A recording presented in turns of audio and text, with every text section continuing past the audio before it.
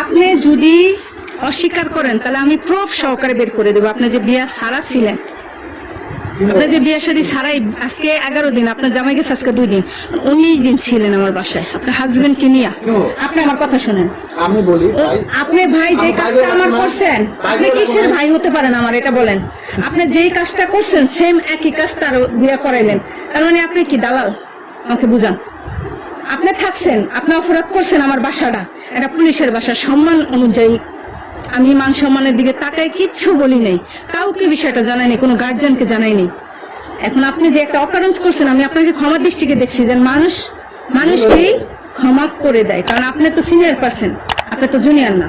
আপনি যে ভুলটা করছেন সেই একই আপনার রেফারেন্সে আরেকজনকে দিচ্ছেন, সেও যদি সত্যটা বলে আমি এই বাড়ির কেউ টের পাইব না। সে যদি আমার লাগে মার্কেটিং করে সবাই জানবে, সবাই জানবে। আপনি সত্যিটা বলেন, আমি কিচ্ছু বলবো না আপনাকে। ও আমাদের রাজশাহীতে নিয়ে গেছে, ওর বাড়ি কিন্তু রাজশাহী, বুঝছেন? আমি তার সব ডিটেইলসলি জানি। ওর বাড়ি রাজশাহী, আমাকে নিয়ে গেছে মানে যেখানে মানে কাজী অফিসে। আমার কাছে সাইন নিছে ঠিকই, কিন্তু আমার কাছে কাগজপত্র কিছু নাই।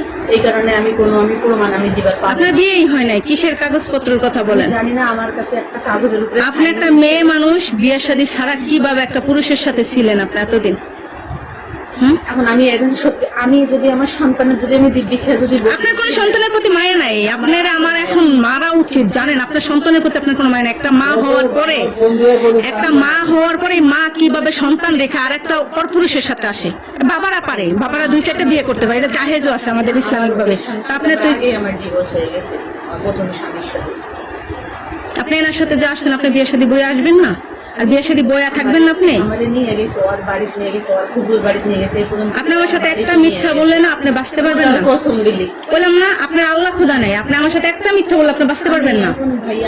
আপনি যদি একটা মিথ্যা বলছেন না, খোদার কসম আপনার আমি এই রুমেতে নোংরা করে বানাম। আমি যে কি করবো আপনার কোনো জানাই নেই, ধারণাও নেই। আমি কিন্তু খুব ভালো মাইন্ডের মানুষ, আবার খুব খারাপ মাইন্ডের মানুষ। যে যেমন আমি ঠিক তার সাথে তেমন। আপনার মান সম্মানের কথা চিন্তা করে আমি আমার রুমের ভিতরে ডাইকা নিছি, এবং তারে সহকারে আমি কিন্তু রাস্তায় বাড়ি করি না আপনাকে। এটা আমার দেখার বিষয় না, সাইন আমি ওনার থেকে রাখবো, ওটা কোনো সাবজেক্ট না। কাজী অফিসে যাইতে হবে, বিয়ে করতে হবে, তারপর একটা পুরুষের সাথে থাকতে হবে। আপনি তো কোনোটাই করেন নাই, করছেন? তাহলে আপনি এই কাজটা যেন করছেন কেন? আমার কথা শুনেন, ওই যে আমি ওইটা ভাবছি যে ও তো আমার কাছে কাগজের মধ্যে সাইন নিয়েছে, মানে ও বলছে যে আমার এখানে পরিচিত এক লোক আছে, তো আমি ভাবছি যে এখানে মনে হয় আপনার অন্য জায়গায় বিয়ে হয়েছে, আপনার সন্তান আছে, কয়টা আছে? ছেলে না, একটা ছেলে আছে। কত বছর বয়স? 5 বছর একটা ছেলে আছে। আপনি তো আর বাচ্চা না, আপনি তো বাচ্চা না, কচি খুকিও না। আপনি একটা সংসার করে সংসারটাকে 5 বছরই আপনি সংসার করেন না, সংসার তো 6-7 বছর করছেন। নিম্নে তো 7 বছর করার পর একটা সন্তান 5 বছর আপনার আছে। 7 বছর সংসার করে আপনি যে বাদামা চুলটাই খাইতে পারেন না এরকমটা কিন্তু না। আপনি যথেষ্ট মেধাবী এবং জ্ঞানী। আপনি যে কাজটা করছেন খুব খারাপ করছেন। এখন এই কাজের থেকে আমার রুমটার ভিতরে যে কাজগুলো করছেন, এখন আপনার কি শাস্তি দেওয়া উচিত? আপনি নিজেই বলেন, কি শাস্তি দেবো আপনাকে? আমার একটু কথা দিবেন? আপনি কি বলবেন? আপনার তো লজ্জা থাকলে আপনার কথা বলাই উচিত না। আমি তারপরে বলবো। আপনি তো নির্লজ্জ, বলেন আপনি কি বলবেন? এর যেদিন আসছে বলছি, আমি সামনে জিজ্ঞেস বলার পরে আমরা বললো যে ভাই 2-3 দিন গেলে আপনার যে সাইবুল আমার সাথে যে লোকটা আসলে প্রথম মোটা করে দুদিন আসলাম না প্রথম দিন, আপনি ছিলেন না, নিয়ে আমরা কাজে অফিসে যান। এর কথা কিন্তু সামনে আছে জিজ্ঞেস করো সে বলছিল আপনাকে কাজে অফিসে যাওয়ার কথা। বলেন কথা বলি। 2 দিন গেল, 3 দিন গেল, তুই তো আমার একদিনও আমার কাছে গেলি না যে ভাই আমি যে কাজে অফিসে যাওয়ার কথা, কোন কাজে অফিসে যাবো কি ভালো দিন যাবো, কিন্তু আমাদের বলে নাই। এখন আমি পরে যখন দেখতেছি যে না এদের বাসায় তো আমি আসি না, ইদানিং কালকে আজকে আসি আমি। আপনি তো ব্যাপারটা সবই জানেন।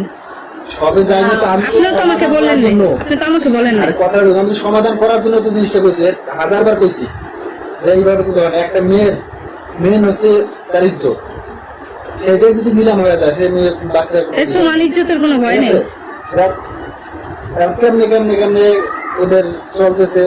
রনি যায়, রনি কই, ও মাথায় কিছু নিচ্ছে না। অলরেডি বিশ্বাস করবেন কিনা যে কাটার উপর আছে, ও রনি গেছে বাইসে গেছে, কালকে কিন্তু বিধম মার খাতে রনি। কেন? পোলাপানের জন্য। হ্যাঁ, পোলাপান মার যেতে বিধম দুজন কারণে।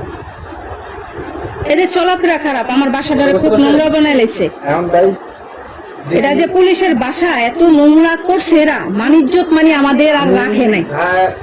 ওদিকে যা হয়ে গেছে গেছে, এখন সিংহ আবার কি করছে, রুম করার কথা কি বলছে? আপু বলছি ওই আমারে ফোন দিছিল দেওয়ার আসবে না আসবে সেটা আমি জানি না, কিন্তু ফোন দিয়ে বলছে যে রুম ছাড়িয়া চলে আসো। তা আমি এবার বলছি যে আমি কালকে 2800 টাকা সিংহবারে দিছি, দিয়ে আমি কইছি যে আজকে আবার সিংহবার ফোন দিলাম, আজকে আবার সকালবেলা ফোন দিছিল আমারে, দিয়ে কয় সিংহ কইছো, আমি কই এখনো কই নেই, আজকে কমি।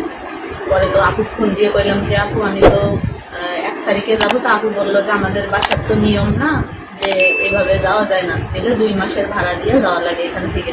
তো আমি এবার বললাম যে আচ্ছা তাহলে ঠিক আছে, তাহলে আমি 1 তারিখ পর্যন্ত থাকি, তারপরে ওই সামনের মাসের ভাড়া দিয়ে আমি যাবো। সামনের মাসে না, একটা কথা হচ্ছে এই মাসেরটা আমি দিয়ে যেটা দিছি। করি- এই মাস বাদ দেন আমি আপনি, বলতে এটা আমি বাদ বলি দেন। না, আপনার কথাটা আমি বলি। বলেন। ঢাকা শহরের নিয়ম, তুমি যদি রুম ছাড়ো 1 তারিখে না করবে, 1 তারিখে না করলে তারপর রানি মাস পরের মাসে 2 মাসের রুম করে দিলে হবে।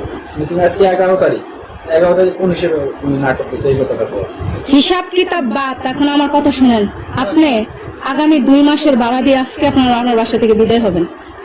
আপনার মতো নোংরা লোক আমি আমার বাসায় অ্যালাউ করব না।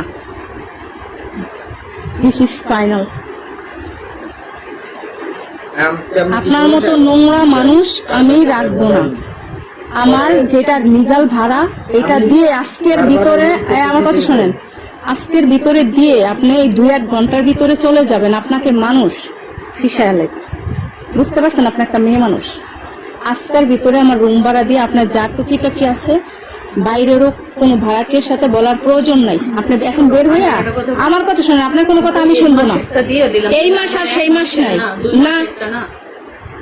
আমার বাসা আমার না, ঢাকা শহরের যেটা নিয়ম সেই নিয়ম অনুযায়ী আপনি যে কাজ করছেন, আপনার যদি 1 লাখ টাকা জরিমানা করে আর আগা থেকে পায়ের আগা থেকে মাথা পর্যন্ত বাইরে না, আপনারও এই আকাম কুকামের শোধ হবে না আপনি যা করছেন। কিন্তু আমি মানবতার দিকে তাকায় আপনার গায়ে হাত তুলিনি, মানুষকেও জানাইনি, জাস্ট আপনাকে রুমে রাখছি। এখন আপনি আমার আগামী 2 মাসের রুম ভাড়া দিয়ে, এটা তো দিয়েছেন থাকছেন দেখা, আগামী 2 মাসের রুম ভাড়া দিয়ে বেশি না সামথিং, এখন চুপচাপ চলে যাবেন এ বাসার থেকে, আর কোনো কথা নেই।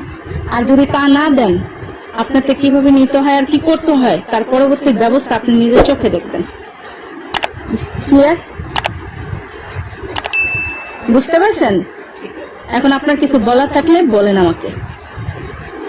আমি আমার কর্ম, আমার কাজ, আমার ওই বাসায় এটা সেটা রাইখা আমি আপনারে পাহারা দিব না, ঠিক আছে? আপনি একটা ব্যক্তিগতভাবে একটা মেয়ে মানুষ, আপনি একটু চিন্তা করেন যে আপনি একটা সন্তানের মা, তার কাছে আপনি কি জবাব দিবেন? আমি অনেক বড় ভুল করছি ভাই। এখনো যদি আমার মাইরে যদি এখানে যদি লাশও বানায় ফেলান, তাও আমার আপনার স্বামী যদি না যেত এগুলো কেউ বুঝতেই পারতো না, এরকমটা ডিটেলস। আপনার স্বামী গেছে। আর দ্বিতীয়ত, আমি আপনার ব্যাপারটা, আপনি আইছেন কয়দিন আজকে আমাদের বাসায়? 20-21 দিনের মতো। এই মধ্যে আমি আপনার ডিটেলস নিয়ে ঘাটতে যাইনি। কেন ঘাটি না জানেন? এই জন্য ঘাটি না, আমার ভাড়াটি এড়ে নিয়ে আমার মাথা ব্যথার দরকার নাই। কিন্তু আমি এখন কেন ঘাটছি এটা জানেন? আপনার আমার সন্দেহ হয়েছে, এই জন্য দেখেন আমি 1 মাসের অ্যাডভান্স নিয়েছি, সন্দেহ করছি, আর বাকিটা কালকে রাতে বার করছি ডিটেলসলি। আপনি এর সাথে বিয়া শাদী ছাড়াই থাকছেন, বিয়া শাদী হয়ই নাই, অথচ এটা একটা পুলিশের বাড়ি, একটা আইন রক্ষকের বাড়ি, যেখানে অন্যায়ের প্রতিবাদ করা হয়, সেখানে আপনি নিজে অন্যায় করতেছেন, এবং কত বড় চ্যালেঞ্জ করার মতো অন্যায়, যে পুলিশের বাসায় থাইকে এই অন্যায়টা আপনি করছেন।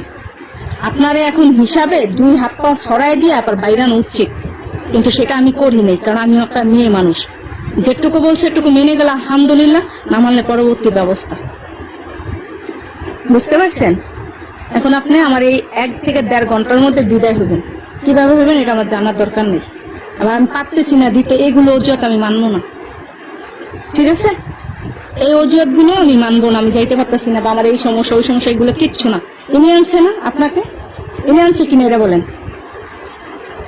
আপনার স্বামী সহকারে আপনারা রুম লইছেন কার মাধ্যমে? ওর সাথে কে কি যোগাযোগ করে আমার এখানে নিয়ে আসছে, কিন্তু ওই হাত কথা আমি জানি না। আইসা দেখি ভাই, আইসা দেখেন ভাই, এই বাইরে আইসা দেখছেন তো? এই ভাই আসার পর আপনার বিয়ের কথা বলে নাই? যে একটা মেয়ে মানুষ তুমি বিয়া শাদী হয়ে থাকো, কয় নাই? জিজ্ঞাসা আমারে। হ্যাঁ, জিজ্ঞেস করছে। তা আপনি কি বলছেন? যাবেন বলছেন, এটা বলছেন যাবেন? আমি বলছি যে ভাইয়া হয়েছে, মানে ওই যে বললাম না যে সাইড নিস, আমি তো আর জানি না এত কিছু, পড়ালেখাও আমার বেশি না, আমি কিন্তু জানি না। আমি বলছি যে ভাইয়া এরকম এরকম যে একটা কাগজের মধ্যে সাইড নিছে, আমি ভাবছি যে হয়তো বা বিয়ে করছে, কিন্তু আবার রনির কাছে যে ভাইয়া আবার জিজ্ঞেস করছে আবার এই কথা বলছে, আমি তো আর জানি না। আপনার জানারও দরকার নেই, না জানারও দরকার নেই। ঠিক আছে, একদিন আমার পরে তখনও আমারে জিজ্ঞাসা। তখনই জিজ্ঞেস করছি, কারণ মানুষ একটা বোঝা যায় যে কে স্বামী কে স্ত্রী।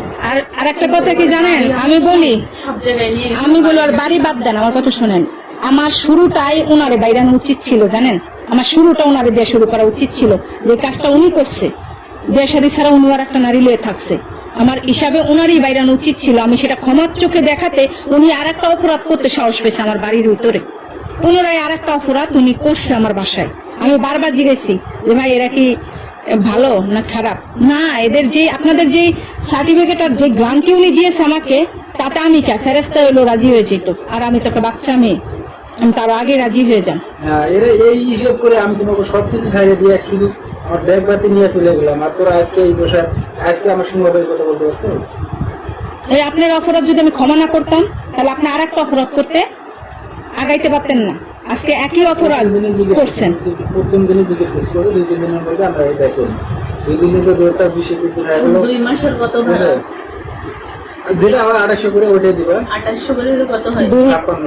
5600।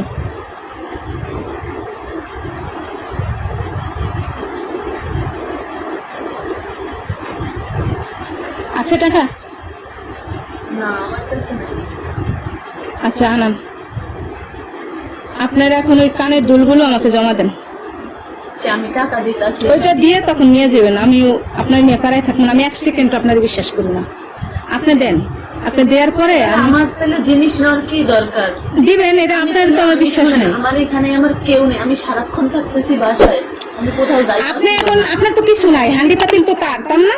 এই আপনার হান্ডি পাতিল টাকা দিছে কয়টা? টাকা তো দিছি। ওই 2টা হান্ডি পাতিল, শোনেন, ওইগুলো আমার প্রয়োজন নেই, ওইগুলোর আমার দরকার নেই। আপনি এই যে আপনার এই জিনিসগুলো আমার কাছে রাইখা আপনি 1 ঘন্টা পরে বা 2 ঘন্টা পরে এসে আপনি নিয়ে যাবেন, আমি আপনাকে দিয়ে দেবো, আপনি আমার টাকা দিয়ে দেবেন, বের হয়ে যাবেন, আর কোনো কথা নেই। আপনার আমি এই বাসার থেকে রুমের থেকে 1 সেকেন্ডের জন্য বিশ্বাস করছেন, আপনার চ্যাটার প্যাট, আপনি যাবেন গা, আমি আপনার কোনো কম এখানে আমার কেউ আছে? এটা আপনারা, এটা আমার দেখার বিষয় হয়। আমার টাকা আছে, আপনি বুঝান পারেন। কথা বাড়ানোর দরকার নেই, কথা এখন শুন। কেমনে সমাধান করা যাবে, কেমনে তার দিয়ে এখান থেকে চলে যাওয়া যাবো সেই ব্যবস্থা করো, বলে কথা বাড়ানোর দরকার নেই। আমার কথা বুঝতে হবে। ও না খেয়ে আছে কারণ খাওয়ান নিয়ে কিন্তু দৌড় করছে, আগে যে জিনিসটাকে সমাধান করতে হবে। কুকুর আছে না, কুকুরের মতো উৎপাইতা রয়েছে আশেপাশের মানুষগুলো। শুধু আপনার বাসা আপনি সমাধান করবেন না আমরা করবো। আমি তো আপনার সাথে এটাই কইলাম, আমি না আসলে এখন ফিস আয়ালাইতো। আর যদি এটা দেখতে চান তাহলে আমি ডাক দিই যে আমি পারি না, আমি ব্যর্থ, শেষ ফিনিশিংটা আপনারা করেন। কারণ আমি একটা মেয়ে, সেটা বেবি, আমি কিছু করি না। আমার ভালো ভাড়াটিয়া ওই যে হিন্দু বেডি যাইতে চায় না, এক কথা যাইতে চায় না, আমি কিন্তু জোর বুঝতে বের করে দিতেছি তারে। আর ভালো ভাড়াটিয়া বের করে দিতেছি, কারণ আমি ওই 2 কথার জন্য, কারণ আমার অথচ দুষ্ট গরুর থেকে শূন্য গড় ভালো। ফোন দেওয়া লাগবে, দেখা লাগবে। কোথায় ফোন দিবি? ভাইয়ের কাছে, বাড়ির ফুফাতো ভাই। যার কাছে ইচ্ছা ফোন দেন, আপনি আমার তাড়াতাড়ি বিদায় করেন। আপনার কানের দুলটা বন্ধ রাখেন, আমার কাছে আপনি দিয়ে নিয়ে যাবেন, এবং আপনারা এতক্ষণ যা বলছেন আমার এই ঘরের ভিতরে সব ওই ল্যাপটপ আপনি এখন আপনারা দেখান, যা করছি যা হয়েছে সব আমার ওই ল্যাপটপের ভিতরে এখন আপনারা আমি দেখাই। এতক্ষণ যা হয়েছে, যা কথাবার্তা সব রেকর্ড হয়েছে, সব ভিডিও হয়েছে। কারণ এখন প্রমাণ, আইন হয়েছে অন্ধ, প্রমাণটা হয়েছে ইম্পর্টেন্ট। কি ভাই, এই যে আমাদের সব কথাবার্তা এবং সবকিছু রেকর্ড হয়েছে, মানে আপনার কানে দুলটা আমাকে দিবেন, এটাও ভিডিও একটু এখন দেখাই আপনারা বের করবো, সব ইন টোটালি ভিডিও হয়েছে। চালু করেন, নাটক কম করেন, ঠিক আছে? নাটক করার সময় নেই এখন, কোনো নাটক পছন্দ হয় না। ছি ছি ছি, একটা মেয়ে মানুষ, মেয়ে নামের কলঙ্ক। দুইটে মাস আমি থাকলাম এই বাসায়। ও তো আসিয়া তো একটা অন্যায় হয়ে গেছে গেছে, 2 মাস থাকলাম। সিংহ বাবা আসি করতে পারে নাই যে ভাই আপনি আর দ্বিতীয়বার ইয়ে করলেন। একটা জানি না কোন জানোয়ারের পাড়া দিয়ে আসছে আমার এই বাপ কখনো বাপকে ছাড়ে না, এটা মনে রাখবেন। তোর বাড়ি হলো আজিতমারি, আর তো ওই ছেলার বাড়ি হলো ইয়ে ভাইয়া